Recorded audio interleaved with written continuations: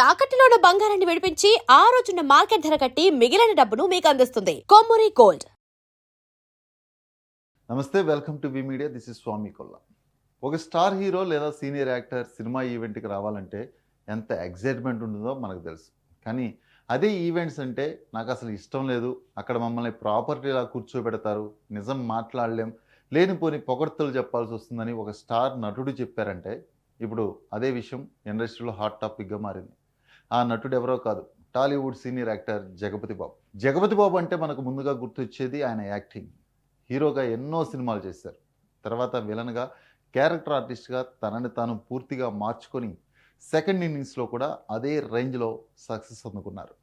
అయితే సినిమాల్లో ఎంత పవర్ఫుల్గా కనిపిస్తారో బయట కూడా అంతే స్ట్రైట్ ఫార్వర్డ్, మనసులో ఏముంటే అదే మాట్లాడేస్తారు. అందుకే చాలామంది ఆయన నో ఫిల్టర్ పర్సన్ అంటుంటారు. ఇప్పుడు కూడా అలాంటి ఒక కామెంట్నే చేసి సోషల్ మీడియాలో వైరల్ అయ్యారు.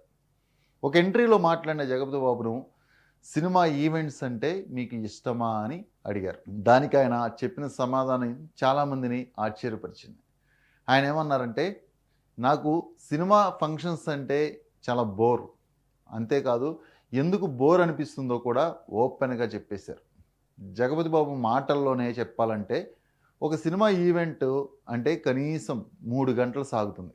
మొదట పాటలు, తర్వాత డ్యాన్స్లు, ట్రైలరు, స్పీచ్లు, ఒకరి తర్వాత ఒకరు మాట్లాడుతూనే ఉంటారు.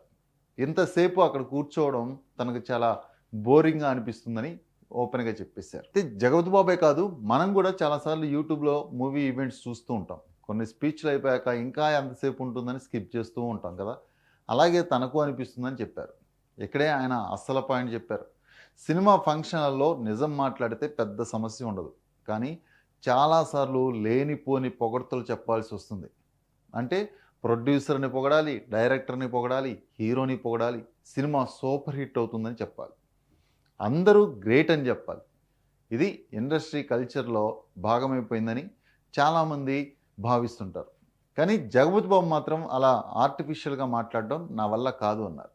ఇక ఆయన చెప్పిన ఒక ఫన్నీ కామెంట్ ఇప్పుడు వైరల్ అవుతుంది. నేను అబద్ధంగా మాట్లాడినా అది నా ఫేస్లోనే కనిపిస్తుంది అంటే తను ఫేక్ అప్రిషియేషన్ ఇవ్వలేనని చాలా ఓపెన్గా చెప్పారు.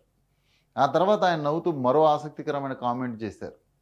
నేను ఇలా మాట్లాడతాను కాబట్టి ప్రొడ్యూసర్, డైరెక్టర్, హీరోస్ కూడా ఇతను రాకపోతే బాగుంటుంది అనుకుంటారని ఆయన సరదాగా మాట్లాడారు. ఈ కామెంట్స్పై సోషల్ మీడియాలో మిక్స్డ్గా రియాక్షన్స్ వస్తున్నాయి.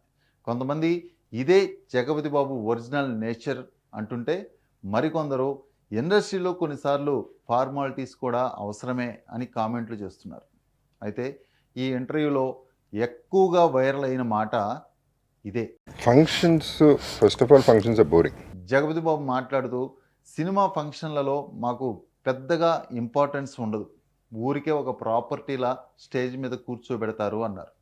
ఈ ఒక్క స్టేట్మెంట్తో చాలామంది క్యారెక్టర్ ఆర్టిస్ట్, సీనియర్ యాక్టర్స్ పరిస్థితిని కూడా ఆయన పరోక్షంగా చెప్పారని సోషల్ మీడియాలో చర్చ నడుస్తుంది. ఎందుకంటే చాలా సినిమా ఈవెంట్లలో మెయిన్ ఫోకస్ మొత్తం హీరో, హీరోయిన్, డైరెక్టర్ మీదే ఉంటుంది.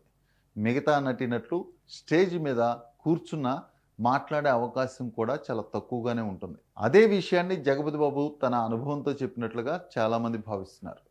సోషల్ మీడియా రియాక్షన్స్, ఈ వీడియో బయటకు వచ్చిన తర్వాత సోషల్ మీడియాలో కామెంట్స్ వెల్లువెత్తాయి. కొంతమంది జగపతి బాబు చెప్పింది 100% నిజం అంటున్నారు, ఇంకొందరు అందుకే ఆయన అంటే రెస్పెక్ట్ అంటున్నారు, మరికొందరు మాత్రం మూవీ ప్రమోషన్స్లో ఇవన్నీ కామన్, ఆడియన్స్ని ఆకట్టుకోవడానికి అలాంటి స్పీచెస్ తప్పు అని అభిప్రాయం వ్యక్తం చేస్తున్నారు. ఈ వ్యాఖ్యలపై పాజిటివ్, నెగిటివ్ 2 రకాల స్పందనలు వస్తున్నాయి. ఇక సినిమా విషయానికి వస్తే ప్రస్తుతం జగపతి బాబు నటించిన వదల సినిమా విడుదలకు సిద్ధంగా ఉంది. ఈ చిత్రంలో ఒక కీలక పాత్రలో ఆయన నటించగా సీనియర్ హీరోయిన్ లయ కూడా ముఖ్య పాత్రలో కనిపించనున్నారు. ఈ సినిమా రేపు ప్రేక్షకుల ముందుకు రానుంది.